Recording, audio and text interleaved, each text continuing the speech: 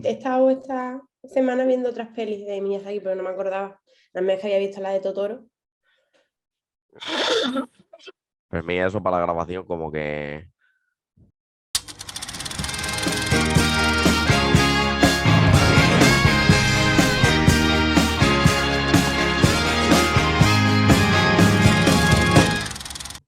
Bueno, bienvenido a un día más a Cambio de Guardia. El día de hoy vamos a hablar del Castillo de Cagliostro, una película de Hayao Miyazaki. La elegí yo y por tanto voy a hacer una especie de presentación. En primer lugar, me gustaría decir que la elegí porque en este canal queremos también analizar películas que algunas pueden ser más conocidas, pero otras no tanto, pero sin embargo, Hayao Miyazaki es un autor importantísimo en la animación a nivel mundial, pero he elegido esta película porque es su ópera prima y consideraba que al no pertenecer aún al estudio Ghibli, quizá podríamos analizar un poco la primera etapa de Miyazaki y podría ser interesante para el espectador. Sin más, voy a hacer una especie de sinopsis. La película consiste en la aventura de Lupin III, un ladrón que descubre dónde se hace el dinero falsificado a nivel mundial e intenta ir allí para descubrir sus secretos.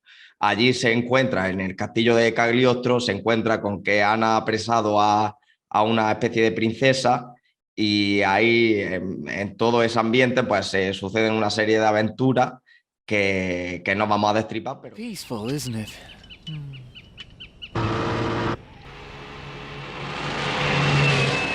Huh? What the? Get in! Who we chasing? There she is! The girl! Jigen, I picked out our next job. The castle of Count Cagliostro, Regent. Are you telling me you've broken in there before? Mr. Thief! Just wait. I'll bring your dear thief back to you, flayed and quartered. Good God! Your superiors wouldn't fault you for going back there to catch a thief, right? Sin más, luego podemos ir desgranando más la película. No sé, una primera impresión de lo que os ha resultado la película. Paula, por ejemplo. Bueno, yo hace muchísimo tiempo que no veía películas de animación y sí que es verdad que soy un poco como reticente a ello, ¿no? Que bueno, que por ser de Andalucía, ver más o menos de los 90, todos hemos visto en Canal 2 Andalucía muchísimo anime, ¿no? Pero estamos con la cosa de que en realidad pues solo tenemos como algo de cuando eras chico, no sé qué y no sé cuánto. Y la verdad es que la he disfrutado mucho. Había muchas cosas como que me agobiaban, ¿no? Porque los dibujitos es lo que tienen, o sea, los dibujitos, la animación es lo que tiene, muchas veces o corren mucho y saltan de un de tejado a otro, pero claro, son aventuras, o sea, eso no pasa también cuando estás viendo Misión Imposible, ¿sabes? Y nada, o sea, ha estado bien, no me lo esperaba que me fuera a entretener tanto. Eso es mi Enrique, cosa. si quieres Yo, una apreciación eso, general. de Miyazaki, pues no he visto todas, obviamente he visto unas cuantas. Esta probablemente sea la más temprana de él que he visto. Es decir, creo que es de las primeras, ¿no? Que hace. Es la primera, la Es primera. la primera película de animación. Se nota que es más liviana, más entretenida, sin tanta carga simbólica, incluso creativa, si se quiere, como puede ser, pues, por ejemplo, en el viaje de Chihiro o en la princesa Mononoke o en el castillo ambulante, que donde se suceden los planos que pueden ser incluso cuadros muchas veces y muy colorido esto, ¿no? Esto es una película de aventura sin ninguna pretensión. Como ha dicho Paula, que a veces te recuerda incluso a Misión Imposible, a otro tipo de películas de entretenidas, de aventura, que no busca un segundo sentido, un segundo significado a nada de lo que está proponiendo, pero que sí se ven ya algunos de los estilemas, por ejemplo, que ya se van a ver en la filmografía de Miyazaki, por ejemplo, el tema de los aviones, que es patente, que hasta su última película va a recorrer todas las películas que él hace, o prácticamente todas, porque si quiero recordar bien su padre había trabajado haciendo aviones o Sí, había sido, arquitecto, sí, un algo de ingeniero, física, ingeniero sí, aeronáutico. y eso es algo palpable, pero eso es una película muy entretenida que se ve bastante bien. Si queremos, luego nos metemos en algunas de las influencias, como por ejemplo la influencia del Renacimiento, pero ahora seguimos comentando Al esto. hilo de lo que estás contando, me gustaría matizar efectivamente que es la primera película de Miyazaki y esto supone que no pertenece al estudio Ghibli. El estudio Ghibli se funda en 1984, esta película es del 79, es la primera película que realiza, pero es una obra encargada por la productora TMS o la filial de la productora TMS. Entonces, pues no, si es una obra encargada, pues aunque ejerce también de guionista junto a otras personas, pero no tiene la libertad creativa como luego va a tener una vez fundado el estudio Ghibli. De hecho, al realizar esta película, él, digamos que quiere realizar más películas y se aventura en la realización de un manga como consejo de su amigo Toshio Suzuki, que va a ser luego el productor del estudio Ghibli y fundador también, pues se embarca en realizar el manga de Nausicaa para luego realizarla en película. Y luego ya a partir de Nausicaa sí fundan realmente el estudio Ghibli y ya digamos que son los jefes, son los que dirigen todo y por tanto tienen una libertad creativa que aquí todavía no tienen. Simplemente por matizar ese concepto. Así como contaba una anécdota, pues que parece que es verídica, Spielberg vio esta película y dijo que la primera escena de la película, la persecución que hay a la princesa, a Clarice, eh, por parte de los secuaces del archiduque de Cagliostro, pues esa persecución dice que es la mejor escena de aventura de la historia del cine o algo así llegó incluso a decir, o sea que la influencia que tuvo en Spielberg o sí, la influencia, porque luego si vemos Tintín, es que Tintín, no sé si habéis visto Tintín, pero Tintín es una película de aventura muy parecida a lo que puede ser esta, es animación también. Es verdad que Spielberg, no solo con Tintín, sino con muchas otras películas, explora la aventura, las películas de aventura, pero digamos que le encantó esta película por esas escenas de acción que son muy originales y muy conseguidas, la verdad. Yo siguiendo un poco con lo que estás contando tú, Fermín, estuve buscando porque me hacía gracia lo mm, auténticamente completos que me parecían los personajes de la peli, ¿no? Y es que al parecer esta película viene de una serie, ¿no? O algo así. O sea, la Me propia... parece que la serie vino después, pero está influenciada, creo, estoy tirando de memoria, pero está influenciada en un manga de Monkey Punch, creo que se llama el autor. Y así que creo que una vez realizada la película, luego viene la serie, pero ya me estás poniendo dudas si viene antes o después. Pero lo que sí es cierto es que viene de un manga. Es que lo busqué así un poquito rápido, tampoco me fijaba y lo miraba muy bien, pero sobre todo era como el inspector este, ¿no? Que está siempre detrás de Lupin, no sé cuánto. Esto tiene pinta de que hay más series, ¿sabes? Esto ha pasado más veces o lo que fuera. Y no sé, me hace bastante gracia, ¿no? Que en una historia como que saquen tanto, en plan, que si el manga, que si ahora la peli, que si luego a lo mejor la serie. O sea, el personaje parece que está más vivo, más allá de la cosa narrativa que tú vayas a coger para hacerlo, y punto. Es una cosa que me Sí, parece importante.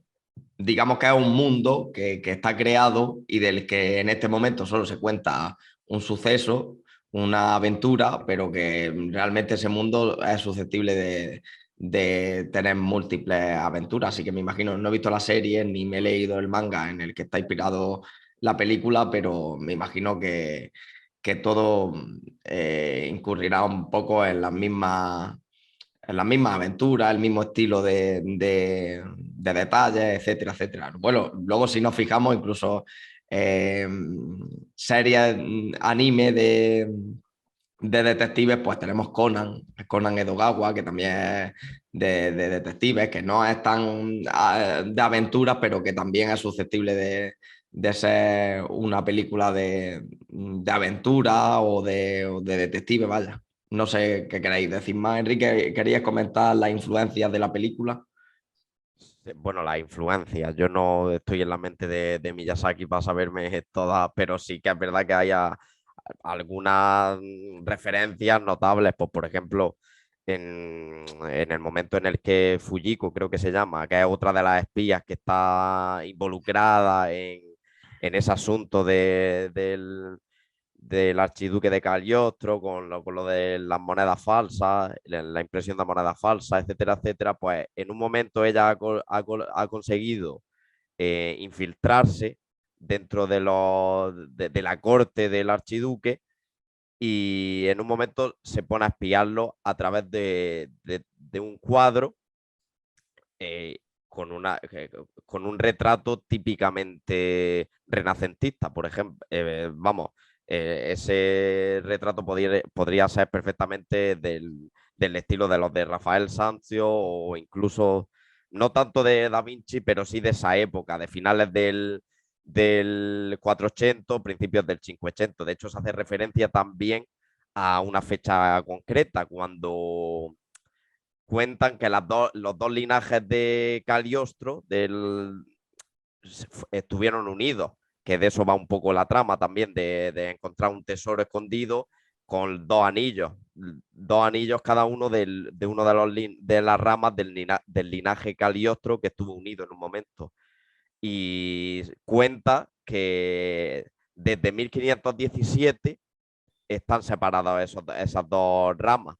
Entonces, y menciona cómo, oh, qué curioso, desde hace más de 400 años, tal. Entonces, desde 1517, que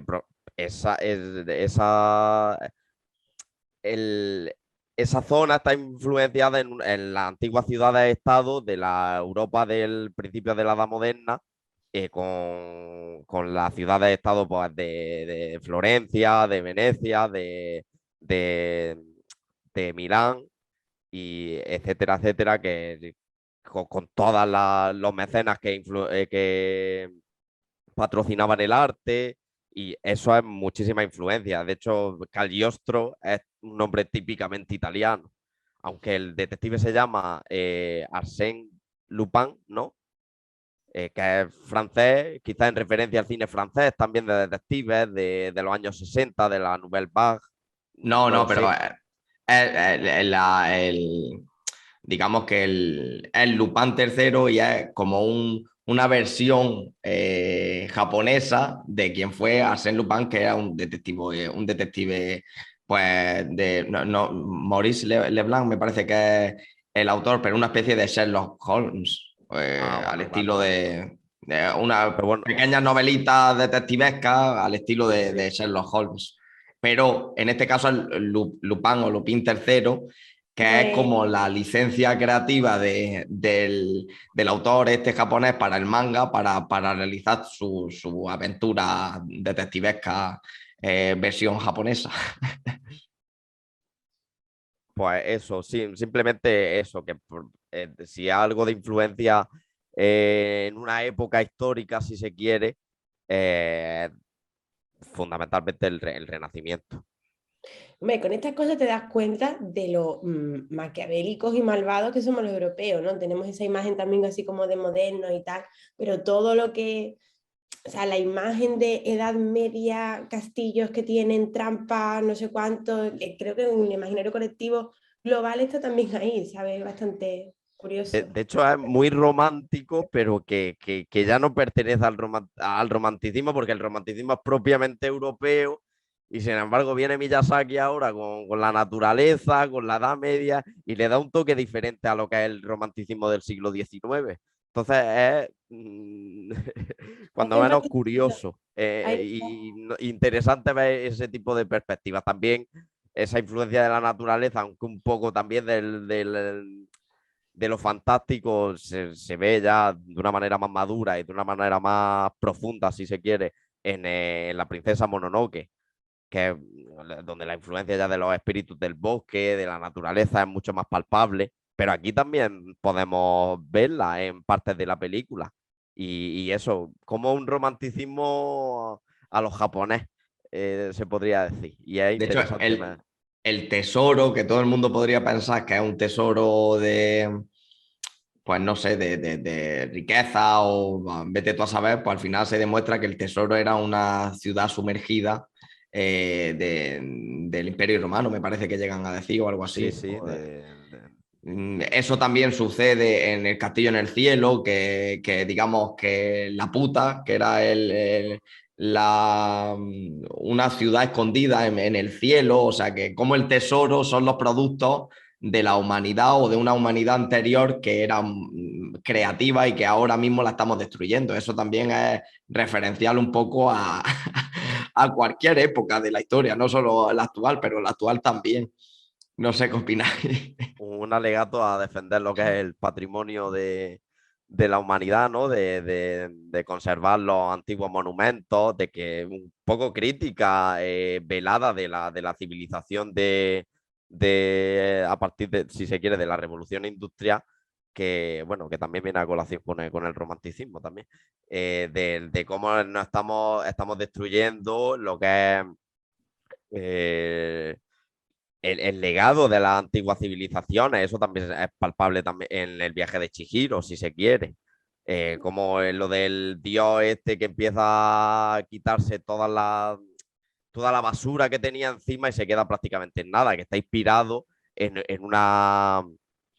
en un acontecimiento que vivió el propio Miyazaki en un río que estaba enteramente contaminado y que tuvieron que sacar una bicicleta y cómo iban arrastrando toda la basura, si no recuerdo mal. Si, eso es verdad que aunque parece algo que ni te das cuenta, pero en la película sí tiene esa crítica.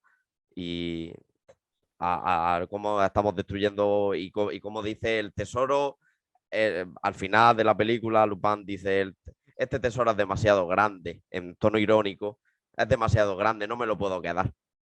Refiriéndose Claro, a eso, a la ciudad escondida de los antiguos romanos, que es un monumento incalculable, pero que para él no tiene ningún valor porque es demasiado grande y no se lo puede quedar. A él le interesa otro tipo de tesoros más mundanos, si se quiere.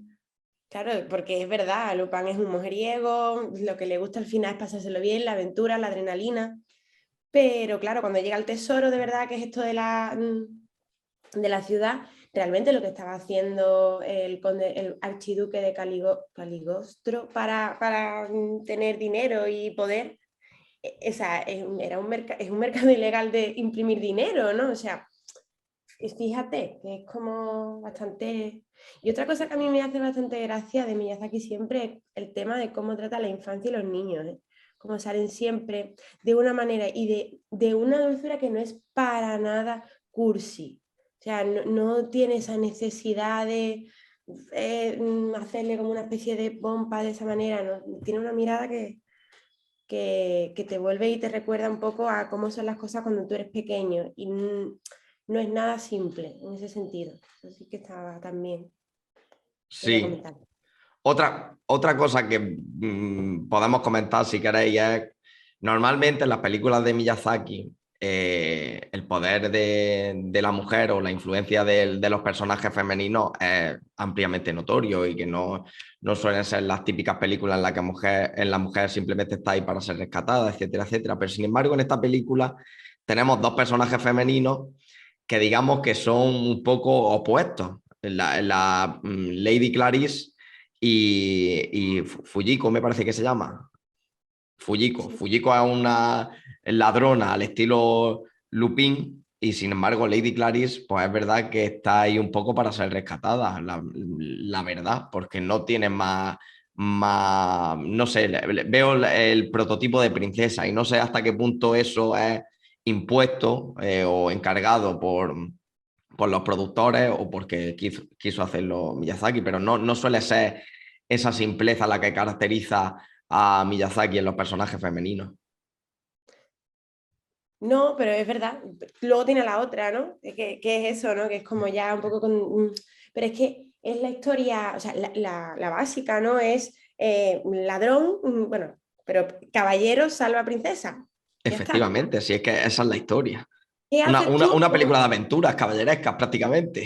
Exactamente, o sea, no te muevas de ahí, pero también yo me pregunto, ¿qué te haces tú? O sea, ¿cómo haces tú un personaje que va a ser rescatado realmente interesante? Más allá de, yo qué sé, No puede ¿no? ser el protagonista tampoco, porque si no pierde peso lo que es el rescatador, Claro, entonces, no, estás pierde peso la esperando, aventura.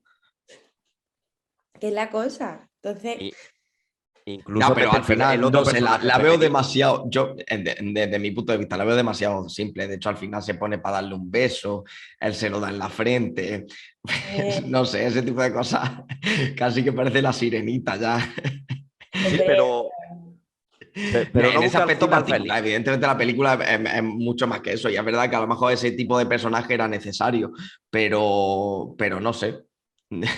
Eso es lo que me chirría un poco de la película pero ya digo, al final es una película simplemente simple de aventuras que tampoco tiene una pretensión de una segunda intencionalidad de los personajes, de una complejidad en su desarrollo personal, etcétera, etcétera, pues tanto se puede tomar esas licencias. De Sí, claro, hecho, sin claro. embargo, hay una crítica, por ejemplo, bueno, quizás también una crítica un tanto básica, un tanto ideal, un tanto, no lo sé, pueril, de que es la crítica que hace a los gobiernos que muestran su anuencia con el tema de ciertos actos ilegales eh, en frente de la comunidad internacional, que se reúnen todos los países, todos los representantes de los países y delegados de los países y dicen, no podemos hacer nada porque nosotros también estamos en parte involucrados en ese tipo de chanchullo. Y de hecho al final se escucha de fondo uno a otro, el ruso diciendo, y estos rublos tal, uno diciéndole al ruso, y estos rublos tal, de dónde provienen, tal, como diciendo que cada uno de esos países en parte, si no son conscientes, si tienen una connivencia, una anuencia con ese tipo de actos, que no pueden actuar con toda la fuerza, porque en parte esa ciudad-estado es parte también de las Naciones Unidas, como se deja claro varias veces en la reunión, que es una reunión de un minuto en la película, sí, pero sí sí, esa es escena. un tanto básica, porque tampoco en un minuto puedes, pero ahí está la crítica. No, no, y aparte de eso, ¿cómo dicen que mira los periódicos, mira lo que está diciendo la opinión pública, ¿a quién va a creer? Es decir, que no le importa la justicia ni lo que es correcto para hacer de una comunidad internacional, sino que lo que importa es pues un poco lo que se pone de manifiesto siempre, el estar ahí ellos e intentar que el agua sea lo más mansa posible. Y no se van a meter ahora en una guerra porque a saber cómo salen ellos de perjudicados. Pero es un minutillo y se puede considerar un poco simple, como estamos diciendo, pero no sé, es interesante para esta película, porque esta película puede decir, pues ese minutillo se lo puede ahorrar. Claro, pero a la vez no, porque de alguna manera le da como más sentido a lo que va a hacer luego el inspector, ¿sabes? Esa especie, porque tiene un nombre, ¿no? Cuando no es tu archienemigo, pero de alguna manera sois personajes paralelos donde uno se busca al otro todo el rato, el otro huye, entonces tiene ahí lo suyo, que está más o menos.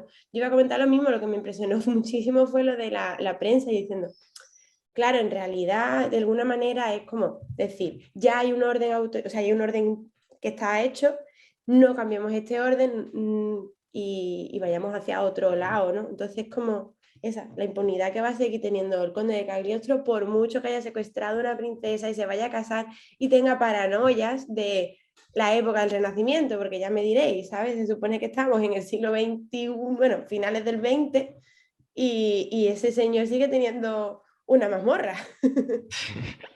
Guapísimo, tío. O sea, es que en cualquier sitio de Europa tú te puedes encontrar un castillo donde haya un señor que viva como como en la Edad Media.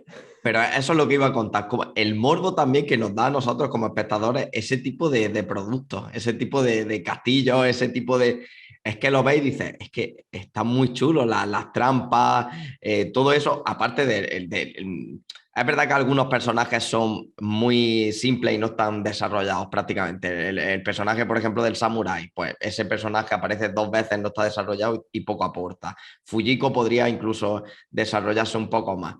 Pero hay otros personajes que, porque hay una variedad amplia de personajes, como puede ser el inspector este de la Interpol, pero luego está como la mano derecha del archiduque, que para mí es como Igor, como una especie de Igor que está ahí y que le lleva todas las cosas. Incluso los secuaces estos de Igor, la forma en que tienen y que dan hasta miedo, llevan la máscara, los dedos como con pinchos, en fin, no A mí sé. lo que más me gusta de estas pelis es lo mucho que tardan en matarse. O sea, y además nadie quiere matarse. O sea, es como que les gusta el proceso de matarse, ¿sabes? Y un tío que da un montón de miedo, con un montón de pinchos, un montón y no le pasa nada. Y luego con una metralleta y no le da, ¿sabes? Lo tira para abajo, haz algo, o sea, tira una bomba, mátalo del todo, ¿no? O No lo cuando dejes tienen a Lupin para matarlo directamente, que lo tienen rodeado y dicen, no, en vez de matarlo aquí directamente lo dejamos caer a una trampa, que ya se escapará, que ya se escapará. claro, que es como, ¿por qué hacen esas cosas, Pero es no? verdad que tú lo ves de chico y es que lo vives de manera apasionada. Este tipo de escenas que a mí ahora me gustan, y de hecho es verdad que dices, pues esto efectivamente es un producto de guión para que no... Pero de chico lo vives de una manera tan apasionada y no sé. Está muy guay, está muy guay. No sé si queréis decir algo más. Simplemente yo quiero aclarar que antes del famoso Clarice de El silencio de los corderos ya estaba el Clarice de Lupin III. Oh my God. Clarice. Oh my God. No sé si queréis comentar algo más al final de la película. Tampoco es una película que podamos aquí analizar en profundidad porque ya decimos que la libertad creativa de Miyazaki es la primera película, pues entonces tampoco se presta y da para lo que da. Es verdad que las escenas, como hemos comentado, incluso está la anécdota esta de Spielberg que comentó que, pero las escenas están muy conseguidas, la animación está muy conseguida. Es verdad que nosotros que hemos visto Heidi y Marco de pequeños, pues algunos personajes pues, nos pueden parecer, por ejemplo, Fujiko, cuando no se quita el atuendo, el disfraz que lleva, pues cuando va disfrazada me refiero, parece sacado de, yo qué sé, de Heidi o cosas así. La señorita Rottermeier. La señorita Rottenmeier, es que tal cual. Y como también el Miyazaki, también, ya comentándolo en casi todas sus películas, o en muchas de ellas, por ejemplo, en El Castillo Ambulante, pues la influencia de las ciudades europeas y de todo el ambiente europeo. De hecho, yo qué sé, cuando le da la flor, me parece que es la flor, y tira de las banderitas todas europeas, o Porco Rosso, que está ambientado prácticamente en la Segunda Guerra Mundial. Pues todo este tipo de influencias europeas y sobre todo de las ciudades, es verdad que se pone de manifiesto un poco no sé, el interés de Miyazaki en la cultura europea. De hecho, casi todas las películas de Miyazaki tienen referencia a personajes europeos. Caprioni o Caproni, me parece, en la del Viento se levanta, es un personaje central que era también un arquitecto o un ingeniero aeronáutico que influencia al protagonista. En fin, esto por poner simplemente algunos que se me están viniendo a la cabeza, pero es que cualquier película, la influencia europea es notoria. Así que, sin más, si tenéis algo más que comentar, si no, pues elegimos la película de la próxima grabación, que esperemos que sea pronto. Y ya está, yo creo que poco más podemos decir.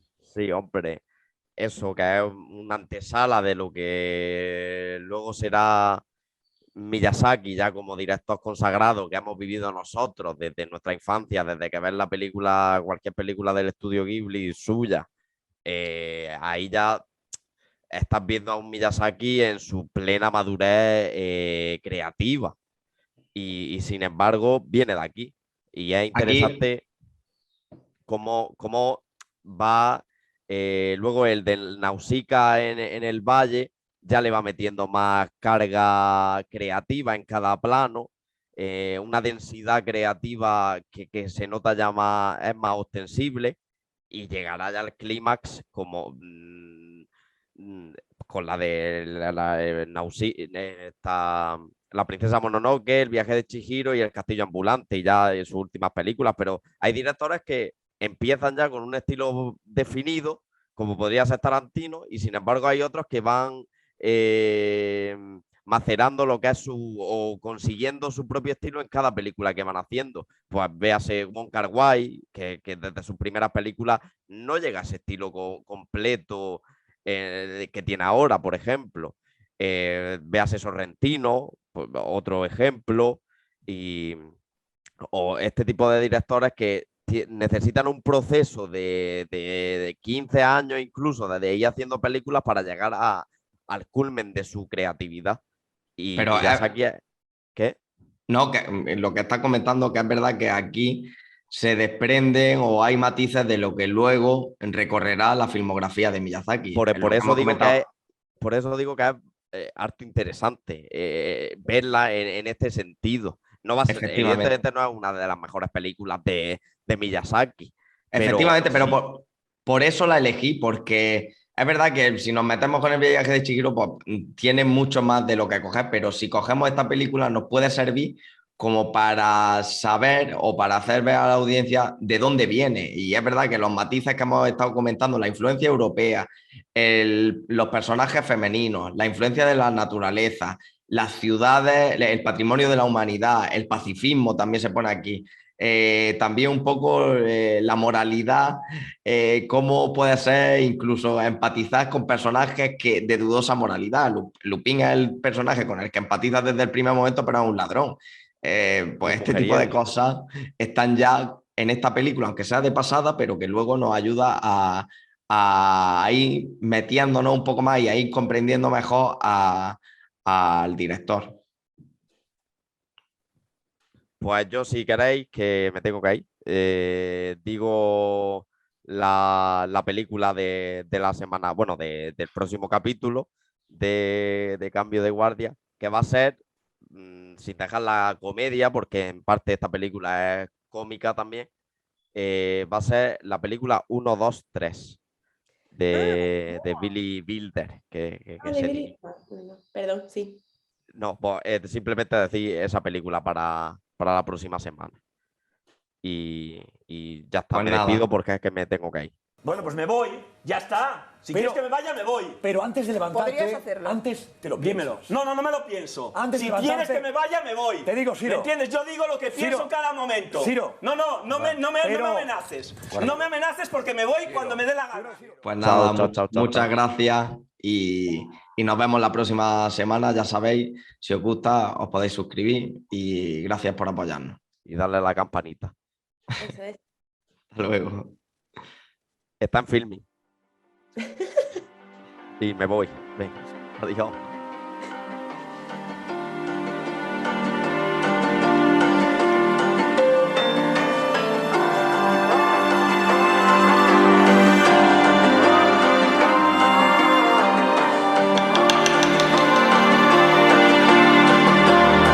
So you